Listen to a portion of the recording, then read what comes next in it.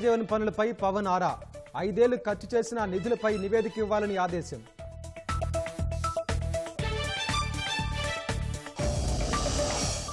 ఐదేళ్ల విధ్వంసానికి సాక్ష్యాలుగా ఏలూరు రోడ్లు, గజానుకో గొంతతో ప్రయాణికులకు నిత్యావస్థలు.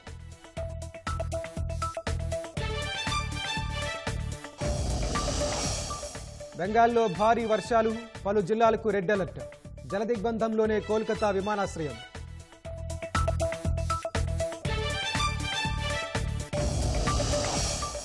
ప్రపంచంలో అత్యంత ప్రజాదరణ కలిగిన నేతగా మోదీ. మార్నింగ్ కన్సల్ట్ సర్వేలో 69% ఓటర్ల మద్దతు.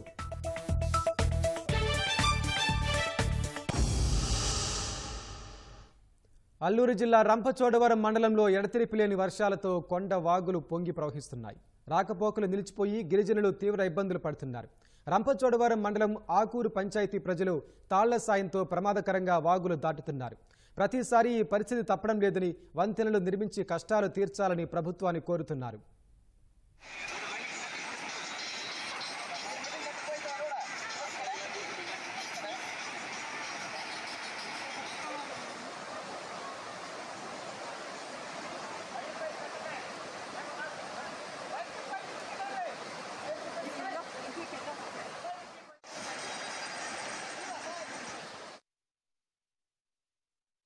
ఆకూరు గ్రామంలోనే 2 వీధులు ఉంటాయండి.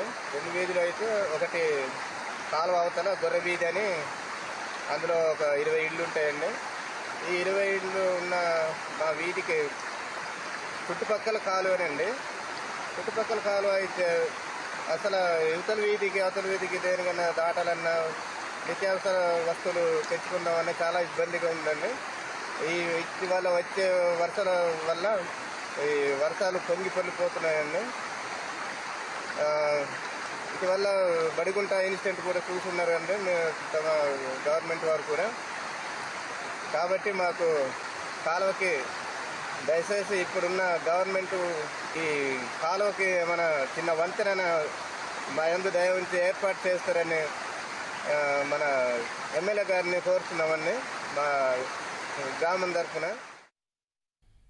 ఉత్తరప్రదేశ్ ఇటావాలోని ఆగ్రా లక్నో ఎక్స్ప్రెస్ వేపై అర్ధరాత్రి ఘోర రోడ్డు ప్రమాదం జరిగింది. ఓ డబుల్ డెక్టర్ బస్సు కారు ఢీకొనడంతో 7 ప్రాణాలు కోల్పోయారు.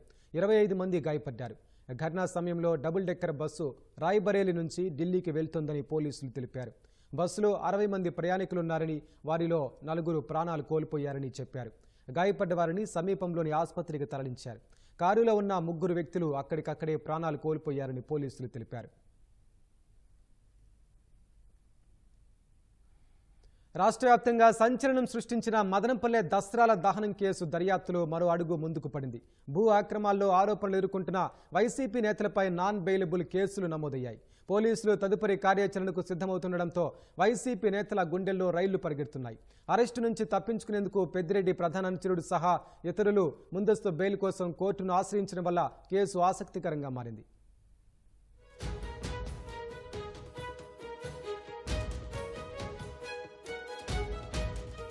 అన్నమయ్య జిల్లా మదనపల్లె ఫైళ్ల దహనం కేసులో 4 నిందితులపై నాన్ బెయిలబుల్ కేసులు నమోదు చేస్తూ 1వ పట్టణ పోలీసులు ఎఫ్ఐఆర్లు నమోదు చేశారు. నిందితుల్లో మదనపల్లె వైసీపీ మాజీ ఎమ్మెల్యే నవాజ్ బాషా, పురపాలక సంస్థ వైస్ చైర్మన్ జింకా వెంకటాచలపతి, పెద్దిరెడ్డి ప్రధాన అనుచరుడు మాధవరెడ్డి, రామకృష్ణారెడ్డి ఉన్నారు. కేసు వివరాలను పోలీసులు మదనపల్లె ఏడీజే కోర్టులో సమర్పించారు. 8 కేసులు నమోదు చేసినట్లు గతంలో కర్నూలు రేంజ్ డీఐజీ కోయ ప్రవీణ్ ప్రకటించగా ఇప్పుడు ఈ 4 కేసుల వ్యవహారం వెలుగులోకి వచ్చింది.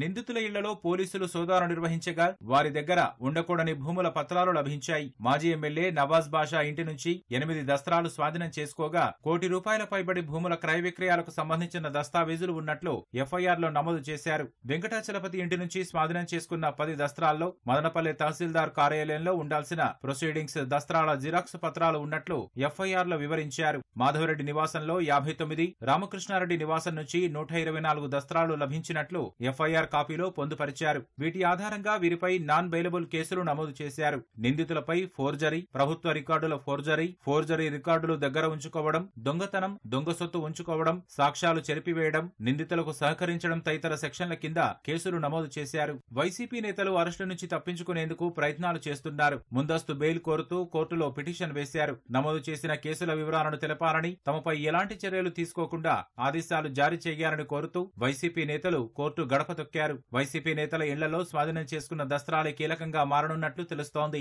వీటన్నింటినీ పరిశీలిస్తే కుట్రకోణం బయటపడే అవకాశం ఉందని పోలీసులు భావిస్తున్నారు. వైసీపీ సర్కార్ తూట్లు పొడిచిన జలజీవన్ మిషన్ను మళ్లీ పట్టాలెక్కించేందుకు ఎన్డీఏ ప్రభుత్వం దృష్టి సారించింది. జలజీవన్ మిషన్ పనుల్లో జాతీయ స్థాయిలో ఏపీ 29వ స్థానంలో ఉంది. గత 5 ఏళ్లు ఈ పథకం అమలులో వైసీపీ ప్రభుత్వం తీవ్ర నిర్లక్ష్యం ప్రదర్శించింది. కానీ నిధుల విషయానికి వస్తే మాత్రం రాష్ట్రంలో 4,000 కోట్ల రూపాయలకు పైగా ఈ పథకం వేయించేసినట్లు గణాంకాలు చూపిస్తున్నాయి. అయితే వాటి ఫలితాలు ఏ స్థాయిలో ఉన్నాయి, క్షేత్రస్థాయిలో పనులు ఏ విధంగా చేశారు అనే అంశాలపై ఉప ముఖ్యమంత్రి పవన్ కళ్యాణ్ నిశితంగా పరిశీలిస్తున్నారు. సమగ్ర నివేదిక ఇవ్వాలని అధికారులను ఆదేశించారు. గ్రామీణ నీటిపారుదల వ్యవస్థ అధికారులతో ఉప ముఖ్యమంత్రి పవన్ కళ్యాణ్ సమీక్ష నిర్వహించారు. కేంద్ర ప్రభుత్వ జల్ జీవన్ మిషన్ ద్వారా చేపట్టిన పనులపై ఆరా తీశారు.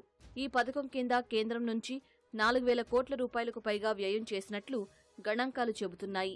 ఈ పథకం కింద గత 5 ఏళ్లు ఖర్చు చేసిన నిధులను జిల్లా నుంచి గ్రామ స్థాయి వరకు, వాటర్ ప్లాంట్ నుంచి ఇంటి కుళాయి వరకు చేరే వరకు ఏ స్థాయిలో ఖర్చు చేశారో పరిశీలించి నివేదిక ఇవ్వాలని పవన్ కళ్యాణ్ అధికారులను ఆదేశించారు. అన్ని దశల్లో నిపుణులతో తనిఖీలు చేయించాలని నిర్ణయించారు. ఈ పనులు చేపట్టిన కాంట్రాక్టర్లు నిబంధనల్లో నిర్దేశించిన నాణ్యతా ప్రమాణాలను అనుసరించి పైపులు వేస్తున్నది లేనిది పరిశీలన చేయనున్నారు.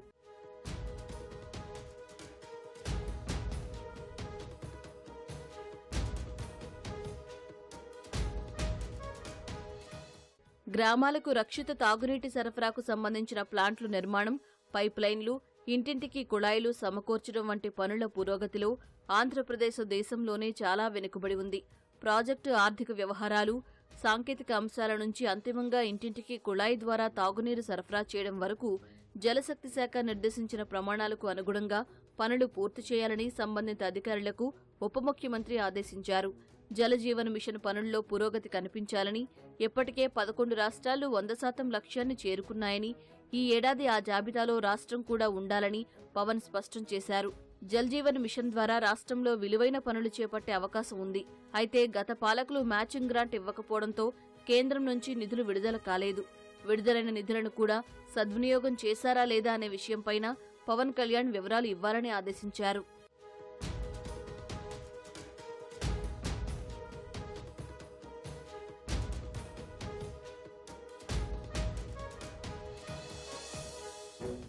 కేంద్ర రాష్ట్ర ప్రభుత్వాలు సంయుక్తంగా చేపట్టే జలజీవన్ మిషన్ పథకంలో భాగంగా 26,769 కోట్ల 82 లక్షల రూపాయల వ్యయంతో 2024 మార్చికి మొత్తం 64,79,598 కనెక్షన్లు ఇవ్వాలని లక్ష్యంగా పెట్టుకున్నారు. కేంద్ర రాష్ట్ర ప్రభుత్వాలు చెరో 50% వాటా భరించాలని నిర్ణయించారు. రాష్ట్ర ప్రభుత్వం తన వాటా నిధులు ఎప్పటికప్పుడు విడుదల చేయని కారణంగా ఇప్పటి వరకు గత 4 ఏళ్లలో 38,63,776 ఇళ్లకే కుళాయి కనెక్షన్లు ఇచ్చారు. 26,15,822 ఇళ్లకు ఇంకా కనెక్షన్లు ఇవ్వాలి. తెలంగాణతో పాటు మరో 4 రాష్ట్రాలు, ఇంకో 4 కేంద్రపాలిత ప్రాంతాల్లో ఇళ్లకు 100% కుళాయి కనెక్షన్లు ఇచ్చి దేశంలోనే అగ్రస్థానంలో నిలిచాయి. జలజీవన్ మిషన్ ప్రాజెక్టుకి రాష్ట్ర ప్రభుత్వ వాటా నిధులు ఎప్పటికప్పుడు కేటాయించని కారణంగా పనులకు టెండర్లు వేయాలంటేనే గుత్తేదారులు ఆసక్తి చూపలేదు. వైసీపీ విధ్వంస పాలనకు సజీవ సాక్ష్యాలు ఆ రహదారులు. 5 ఏళ్లలో కనీసం తట్ట మట్టి వేయకపోవడంతో రోడ్లపై భారీ గుంతలు పడ్డాయి. ఇటీవల కురిసిన వర్షాలకు ఆ రోడ్లు మరింత పాడైపోయాయి. కూటమి ప్రభుత్వం అధికారంలోకి వచ్చిన తర్వాత రోడ్ల మరమ్మతులకు ఆదేశాలు ఇచ్చినా ఇంకా కార్యరూపం దాల్చలేదు. అప్పటి వరకు స్థానిక నేతలే అరకొరగా గుంతల్లో మట్టి వేసి పూడ్చుతున్నారు. ఏలూరు జిల్లాలో రహదారులు ప్రయాణికులకు చుక్కలు చూపిస్తున్నాయి. 5 ఏళ్ల వైసీపీ పాలనలో కనీస మరమ్మతులు చేయకపోవడంతో దారుణంగా దెబ్బతిన్నాయి. ఇటీవల కురిసిన వర్షాలకు కీలకమైన రహదారులు సైతం చెరువులను తలపిస్తున్నాయి. కొత్త రోడ్ల మాట అటుంచితే ఉన్న రోడ్లు మరమ్మతులు చేపట్టడమే కొత్త ప్రభుత్వానికి తలకు మించిన భారంగా మారింది. ఏలూరు నుంచి చింతలపూడి మీదుగా తెలంగాణలోని అశ్వారావుపేట, సత్తుపల్లి వెళ్లే రహదారులు ఘోరంగా దెబ్బతిన్నాయి. ఈ మార్గంలో ప్రయాణమంటేనే ప్రజలు బాబోయ్ అంటున్నారు. సమీప గ్రామాల ప్రజలు తెలంగాణలోని పట్టణాలకు వెళ్లి కొనుగోళ్లు జరుపుతున్నారు. తెలంగాణ నుంచి ఆంధ్రాలోకి దగ్గరి దారి కావడంతో ఎక్కువ మంది ప్రయాణికులు ఈ రోడ్డునే ఉపయోగిస్తుంటారు. తెలంగాణ భూభాగం వరకు రోడ్డు బాగానే ఉన్నా ఆంధ్రాలో అడుగు పెట్టగానే అమ్మో అంటున్నారు.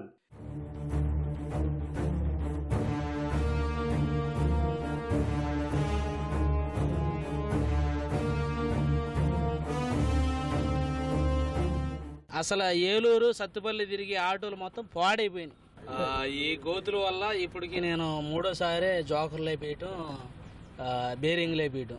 రోడ్లు పోయాలండి. మీరన్నది అయితే ఈ రోడ్లు పోతే మేము కాదు మీ పేరు చెప్పుకొని ఆటోలు శుభ్రంగా తోలుకుంటామండి.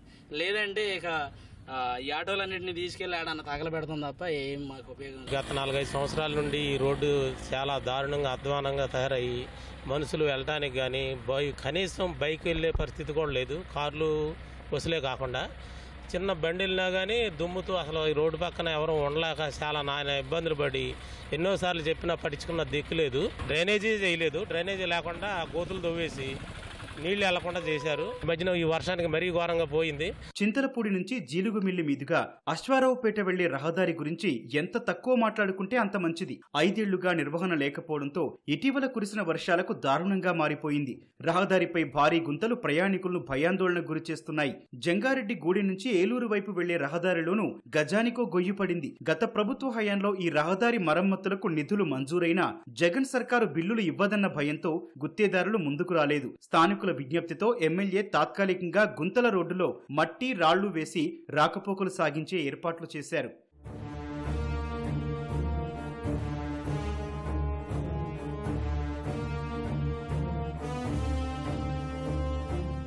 నాలుగైదు సంవత్సరాల నుంచి గోతులు బాగా ఉన్నాయి. ప్రయాణికులు చాలా ఇబ్బందులు పడేవాళ్ళు, కొత్త వాళ్ళు వచ్చిన వాళ్ళు ఈ గోతుల్లో పడిపోయే సందర్భాలు చాలా ఉన్నాయి. వాళ్ళు ఎన్నిసార్లు అధికారులకు చెప్పినా కానీ, పంచాయతీ వాళ్ళకి చెప్పినా కానీ ఏదో బురదమట్టి తీసుకొచ్చి పోసారు ఒకసారి. ఆ బురదమట్టి వల్ల చాలా ఇబ్బందులు పడ్డారు. బళ్ళు జారిపోవటం, పడిపోవటం ఇదంతా జరిగింది. ఇప్పుడు ఈ ప్రభుత్వం వచ్చిన తర్వాత ఎమ్మెల్యే గారిని కలిసి పరిస్థితి చెప్తే కొంతవరకు రిపేర్ చేస్తున్నారు. కొంతమంది బైకులు వేసుకొని పడిపోయారండి ఇక్కడ గోతుల్లో. చాలా ఇబ్బంది. ఆటో వాళ్ళు, లారీ వాళ్ళు, లారీ కూడా మొన్న ఆర్టీసీ బస్సు కూడా దిగబడిపోయిందండి. ఒక్కలేని వచ్చి దాన్ని పైకి నెట్టిందండి. చాలా ఇబ్బంది పడ్డారండి. ఇప్పుడు కొద్దిగా కొంతవరకు రిపేర్ చేస్తున్నారండి. గత 5 సంవత్సరాల నుంచి స్థితిలో ఉందండి. ఆ గవర్నమెంట్ అసలు పట్టించుకోలేదండి. రోడ్డు గురించి అసలు ఎంతవరకు కూడా పట్టించుకోలేదండి. గత 5 సంవత్సరాలు జరిగిన గవర్నమెంట్ వాళ్ళు ఎక్కడ ఒక సెంచాడు మట్టి పోసింది కానీ ఇది కానీ ఏం లేదు. మొత్తం ఖరాబ్ చేసి గవర్నమెంట్ వచ్చాక చంద్రబాబు నాయుడు గారు మొత్తం రోడ్ల మీద వీటి మీద దృష్టి బాగా పెట్టారు. స్టార్ట్ చేస్తున్నారు. అక్కడక్కడ ముందు ప్యాచ్ వర్క్లు అవి జరుగుతున్నాయి. ఎందుకంటే ఈ 5 సంవత్సరాల్లో జరిగిన అభివృద్ధి లేని దాన్ని ఇప్పుడు చంద్రబాబు నాయుడు చేయడం మామూలు విషయం కాదు. ఇది ఇప్పుడు ఆయన తలాకి మించిన భారం. ఇప్పుడు అక్కడక్కడ మా ఓటు సముద్రం నుంచి మెచ్చటపాలు ఇవన్నీ ప్యాచ్ వర్క్లు నిదానంగా చేసుకుంటూ వస్తున్నారు. రోడ్ల పని కూడా స్పీడ్గా చేస్తారు. అవుద్ది అనేది మేము ఆశిస్తున్నాం. కూటమి ప్రభుత్వం వీలైనంత త్వరగా రహదారుల మరమ్మతులు చేపట్టాలని వాహనదారులు కోరుతున్నారు. కడప ప్రకాష్ నగర్లో చోరీ జరిగింది. తాళాలు వేసిన ఇంటిని లూటీ చేసిన దుండగులు 4.5 లక్షల నగదు, 10 తులాల బంగారు నగలతో పరారయ్యారు. ప్రకాష్ నగర్కు చెందిన వరలక్ష్మి భర్త అనారోగ్యంతో మృతి చెందడంతో అంత్యక్రియల అనంతరం కుటుంబ సభ్యులు ఇంటికి తాళం వేసి సొంతూరైన చెన్నూరుకు వెళ్లారు. నిన్న సాయంత్రం కడప ప్రకాష్ నగర్లోని ఇంటికి వచ్చారు. అప్పటికే దొంగలు ఇంటి తాళాలు పగలగొట్టి బీరువాను లూటీ చేసి నగదు, బంగారు నగలు అపహరించారు. పోలీసులు వేలిముద్రలు సేకరించి కేసు నమోదు చేసి దర్యాప్తు చేస్తున్నారు. విద్యుత్ షార్ట్ సర్క్యూట్ వల్ల అల్లూరు జిల్లా తీగల్లో ప్రభుత్వం మద్యం దుకాణంలో అగ్ని ప్రమాదం జరిగింది. శనివారం అర్ధరాత్రి ప్రమాదం జరిగింది. ప్రమాదంలో 9 లక్షల రూపాయల విలువైన మద్యం సహా కంప్యూటర్లు, ఇతర సామగ్రి కాలిపోయాయి. అర్ధరాత్రి ప్రమాదం జరగడంపై అనుమానంగా ఉందని దుకాణం నిర్వాహకులు తెలిపారు. జెన్కో అధికారుల నిర్లక్ష్యంతో నెల్లూరు జిల్లా ముత్తుకూరు మండలం నేలటూరులో పొలాలన్నీ బూడిదతో నిండిపోయాయి. నేలటూరులో దామోదరం సంజీవయ్య థర్మల్ విద్యుత్ స్టేషన్కి చెందిన యాష్ ప్యాండ్ కట్టె తెగడంతో సమీపంలోని పంట పొలాల్లోకి భారీగా బూడిద నీరు చేరింది. 300 ఎకరాల విస్తీర్ణంలోని చెరువు కట్టె తెగడంతో సమీప గ్రామాలు ముస్నూరు వారిపాలెం, ఆముదాలపాడు, మెట్టపాలెం పొలాల్లోకి బూడిద, ఉప్పు నీరు చేరింది. పల్లపు ప్రాంతమైన పైనాపురం వైపు బూడిద నీరు ప్రవహిస్తుండటంతో స్థానిక రైతులు, ప్రజలు ఆందోళన చెందుతున్నారు. జాతీయ వాస్క్యులర్ డే సందర్భంగా విజయవాడలో అవగాహన ర్యాలీ నిర్వహించారు. వాస్క్యులర్ సొసైటీ ఆఫ్ ఇండియా ఆధ్వర్యంలో కార్యక్రమం నిర్వహించారు. విజయవాడ సెంట్రల్, తూర్పు ఎమ్మెల్యేలు బొండా ఉమామహేశ్వరరావు, గద్దె రామ్మోహన్, ఎన్టీఆర్ వైద్య సేవ ట్రస్ట్ CEO లక్ష్మీషా ర్యాలీలో పాల్గొన్నారు. ఆధునిక జీవనశైలిలో ఎక్కువ శాతం మంది రక్తనాళాల రుగ్మతలకు గురవుతున్నారని డాక్టర్ మాకినేని కిరణ్ తెలిపారు. రాబోయే రోజుల్లో రక్తనాళాల జబ్బులు అధికమయ్యే అవకాశం ఉండటం వల్ల అవగాహన కార్యక్రమాలు నిర్వహిస్తున్నామన్నారు. పెద్దలు ఇలాంటి ఒక ప్రత్యేకమైన రోజుని ఎన్నుకోవడం అంటే ఒక భయంకరమైన వ్యాధి నుంచి ప్రజల్ని కాపాడటానికి మనకు ఒక ఆలోచన వచ్చి ఇది 10 మందికి స్ఫూర్తి కలిగించే విధంగా ఒక పేపర్లో ఆర్టికల్స్ రానండి, మేము కార్యక్రమాలు చేయనండి, ఈ కార్యక్రమాల ద్వారా మీరు ప్రజలు ఎంత ఉద్దేశం ఏంటంటే ఈ యొక్క వ్యాధి బారిన పడకుండా మనం కాపాడుకోవాలనే ఒక స్ఫూర్తి ప్రతి ఒక్కళ్ళు కూడా కలగాలనేది దీని యొక్క ఉద్దేశం. ఇవాళ మనం ఒక్కసారి వ్యాధి వచ్చిందంటే అది తగ్గటం లేకపోతే దాన్ని నివారించడం సాధ్యం కాదు. కానీ మనం ముందు నుంచి కూడా మనకి ఖర్చు లేని పని రోజుకి 1 గంట నడవగలిగితే ఈ వ్యాధులన్నింటినీ కూడా కొంతవరకు మేరకు ఆపవచ్చు. విజయవాడ నగరంలో పెద్ద ఎత్తున డాక్టర్లు ప్రజలకు అవేర్నెస్ ప్రోగ్రాం తీసుకోవడం జరిగింది. అసలు వాస్కులర్ అంటే ఏంటి, దీనివల్ల వచ్చే దుష్ఫలితాలు ఏంటి, దాన్ని రాకుండా ఏ విధంగా చూసుకోవాలి అనేది అన్ని రకాలుగా కూడా డాక్టర్లు, వాస్కులర్ ఎక్స్పర్ట్స్ చెప్పడం జరిగింది. ముఖ్యంగా ప్రజలు మన ఆరోగ్యాన్ని మనమే కాపాడుకోవాల్సిన అవసరం ఉంది. నేషనల్ వాస్కులర్ డే సందర్భంగా ఈరోజు వాస్కులర్ సొసైటీ ఆఫ్ ఇండియా వాళ్ళ ఆధ్వర్యంలో విజయవాడలో వాకథాన్ జరిపిస్తూ ఉన్నారు. దీంట్లో ముఖ్యంగా ప్రజలకి అవేర్నెస్ తీసుకురావాలి. మనము హెల్త్ని ఎలా కాపాడుకోవాలి, ఈ వాస్కులర్ డిసీజెస్ వల్ల వచ్చే ప్రమాదాల గురించి అవేర్నెస్ క్రియేట్ చేయడము, ప్రజల్లో చైతన్యం తీసుకురావడము. సో డాక్టర్ని కన్సల్ట్ చేసి బిఫోర్ ఇట్ బీయింగ్ ప్రాబ్లమాటిక్ దాన్ని అటెండ్ చేసి, so prevention is better than cure ప్రిన్సిపల్లో దీన్ని స్టాప్ చేసి అవేర్నెస్ క్రియేట్ చేయడానికి చేస్తున్నాను. హెల్తీగా ఉండడానికి డైలీ వాక్ చేయడము, కాస్త లైట్గా ఎక్సర్సైజ్ చేయడము, అలాగే మంచి ఫుడ్ హ్యాబిట్స్ ప్రాక్టీస్ చేసుకోవడము, అలాగే ఈ సిగరెట్, ఆల్కహాల్ ఇవన్నీ కొంచెం అవాయిడ్ చేయడం అయితే ఆరోగ్యం బాగుంటుంది. సృష్టిలో మధురమైనది స్నేహం, ప్రేమకు ఆలవాలం స్నేహం, సంతృప్తికి నిలయం, త్యాగానికి ప్రతిరూపం స్నేహం, ఎల్లలు అవధులు పరిమితులు లేనిదే స్నేహం అంటూ సందడి చేశారు విజయవాడలోని నలంద కళాశాల విద్యార్థినులు. స్నేహితుల దినోత్సవాన్ని పురస్కరించుకుని కళాశాలలో ఆటపాటలతో వేడుక చేశారు. స్నేహం అనేది విద్యార్థి దశ నుంచే మొదలవుతుంది. ఇంట్లో తల్లిదండ్రులకు చెప్పుకోలేని విషయాలను స్నేహితులతోనే పంచుకుంటామని చెబుతున్నారు విజయవాడ నలంద కళాశాల విద్యార్థినులు. స్నేహితుల దినోత్సవాన్ని కళాశాలలో సందడిగా జరుపుకున్నారు. ఫ్రెండ్షిప్ బ్యాండ్లు కట్టుకుని ఒకరికొకరు స్వీట్లు పంచుకున్నారు. శ్రీకృష్ణుడు, కుచేలుడు స్నేహానికి మారుపేరుగా గుర్తు చేసుకున్నారు. డిప్యూటీ సీఎం పవన్ కళ్యాణ్ పిలుపు మేరకు పుష్పగుచ్చాల సంస్కృతి విడనాడి అభినందనల సమయంలో పండ్లు, కూరగాయలు, మొక్కలు ఇచ్చే కొత్త సంస్కృతికి ఫ్రెండ్షిప్ డేను పురస్కరించుకుని ఆహ్వానం పలికారు.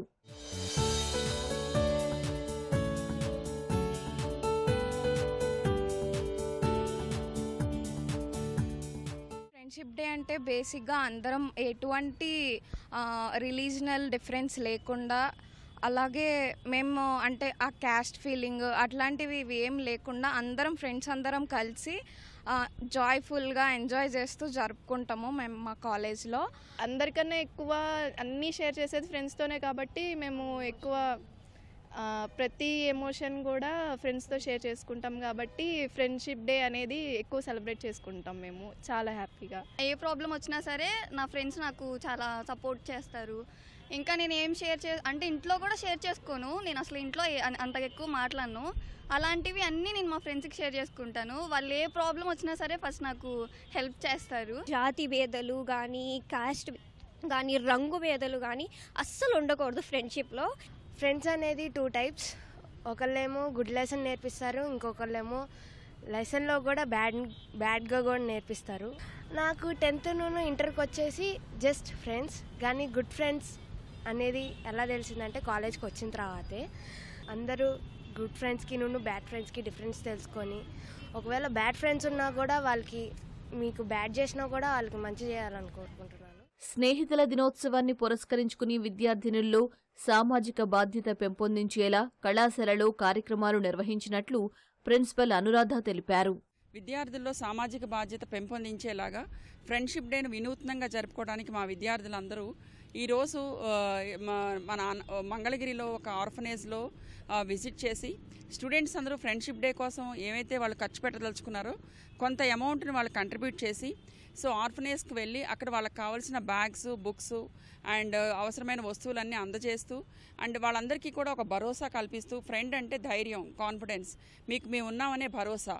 సో దాన్ని మనం పార్టీలు చేసుకుంటా బయట సెలబ్రేట్ చేసుకునే దానికన్నా కూడా అనాథ పిల్లలతో వాళ్ళంతా మమేకమై వాళ్ళతో ఆటపాటలు నిర్వహిస్తూ వాళ్ళతో కలిసి ఉండి వాళ్ళకి కావాల్సిన వస్తువులు అందజేసి వాళ్ళతో టైం స్పెండ్ చేయడం అనేది పిల్లలకి ఎంతో ఆనందంగా ఉంటుంది. అలాగే వాళ్ళలో ఒక సామాజిక బాధ్యతను పెంపొందించేలాగా ఉంటుంది. మా కాలేజ్లో ఫ్రెండ్షిప్ అంటే క్లాస్ రూమ్లో బిగిన్ అవుతుందండి.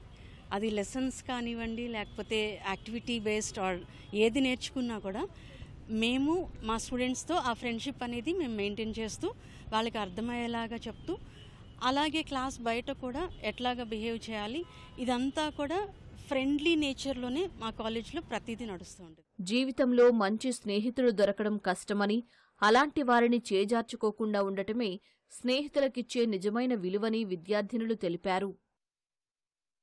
ప్రపంచవ్యాప్తంగా అత్యంత ప్రజాదరణ కలిగిన నేతగా ప్రధాని నరేంద్ర మోదీ మరోసారి అగ్రస్థానంలో నిలిచారు. అమెరికాకు చెందిన మార్నింగ్ కన్సల్ట్ అనే సంస్థ ఈ సర్వే నిర్వహించింది. గ్లోబల్ డెసిషన్ ఇంటెలిజెన్స్ సంస్థ ర్యాంకింగ్లను విడుదల చేసింది. సర్వేలో 69% ఓట్లతో ప్రధాని నరేంద్ర మోదీ మొదటి స్థానంలో నిలవగా, మెక్సికో అధ్యక్షుడు లోపెజ్ ఒబ్రాడర్ 63%తో రెండో స్థానంలో ఉన్నారు. 25 మందితో రూపొందించిన ఈ జాబితాలో జపాన్ ప్రధాని ఫుమిదా కిషిదా చిట్టచివరి స్థానంలో నిలిచారు. అమెరికా అధ్యక్షుడు బైడెన్కు 39% జనామోదం లభించింది. గతంలో వెలువడిన సర్వేల్లోనూ ప్రధాని మోదీ ఈ జాబితాలో అగ్రస్థానంలో నిలిచారు. ఈ ఏడాది జూలై 8వ తేదీ నుంచి 14వ తేదీ మధ్య ప్రతి దేశంలోనూ ప్రజల నుంచి అభిప్రాయాలు సేకరించి సర్వే సంస్థ ఈ జాబితాను విడుదల చేసింది. బంగ్లాదేశ్లో విద్యార్థుల నిరసనలు కొత్త మలుపు తిరిగాయి. ప్రభుత్వ ఉద్యోగాల్లో కోటా కోసం ఆందోళనలు చేస్తున్న విద్యార్థులు ప్రధాని షేక్ హసీనా రాజీనామా చేసే వరకు శాసనోల్లంఘన ఉద్యమం చేయాలని పిలుపునిచ్చారు. ప్రభుత్వ ఉద్యోగాల్లో రిజర్వేషన్ల కోసం జరిగిన ఆందోళనల్లో మరణించిన 200 మంది కుటుంబాలకు న్యాయం చేయాలంటూ నిరసనకారులు వీధుల్లోకి వచ్చారు. ఇప్పటికే ప్రధాని హసీనా చేసిన చర్చల ప్రతిపాదనను తిరస్కరించారు. రాజీనామా చేసి విచారణ ఎదుర్కోవాల్సిందేనని స్పష్టం చేశారు. శనివారం నాటి నిరసనల్లో విద్యార్థులతో పాటు ప్రజలు పాల్గొన్నట్లు తెలుస్తోంది. కొన్ని ప్రాంతాల్లో నిరసనకారులు పోలీసులకు మధ్య ఘర్షణలు జరిగాయి. చర్చలకు తలుపులు ఎప్పుడూ తెరిచే ఉంటాయని, అధికారిక నివాసంలో తనను కలవాలని నిరసనకారులకు బంగ్లా ప్రధాని నిర్దేశించారు. నిరసనకారులతో చర్చలు జరిపేందుకు 3 సీనియర్ అధికారులను ఆమె నియమించినట్లు సమాచారం.